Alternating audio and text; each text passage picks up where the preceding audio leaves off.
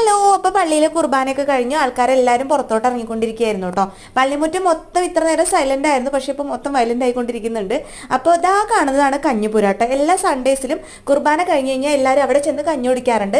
അപ്പോൾ എനിക്ക് ഇവിടുത്തെ കഞ്ഞി ഭയങ്കര ഇഷ്ടമാണ് കേട്ടോ. സാധാരണ വീട്ടിൽ പോലും കഞ്ഞി കുടിക്കാത്ത ആളാണ് ഞാൻ.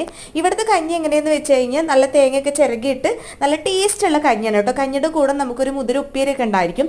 ഇപ്രാവശ്യം കഞ്ഞിയും മുതിരപ്പേരി മാത്രമല്ല കേട്ടോ, അവരുടെ ഒരു സ്പെഷ്യൽ സാധനം ഒരു അപ്പം കൂടിയിട്ടുണ്ടായിരുന്നു.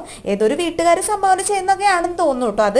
അപ്പോൾ അതും കഴിക്കാൻ നല്ല ടേസ്റ്റ് ഉണ്ടായിരുന്നു കേട്ടോ. എന്തോ ഒരു അരിയുടെയൊക്കെ സംഭവം കൊണ്ട് പോലുള്ള ഒരു അപ്പൊക്കെ ആയിരുന്നു കേട്ടോ. കഴിച്ചു നോക്കിയപ്പോൾ നല്ല ടേസ്റ്റ് ആയിട്ട് തോന്നി. പക്ഷേ കഞ്ഞി കുടിച്ച് വയറെന്ന് അറിഞ്ഞുകൊണ്ട് ആ അപ്പം ഫുള്ളായിട്ട് എനിക്ക് കഴിക്കാൻ പറ്റിയില്ല കേട്ടോ.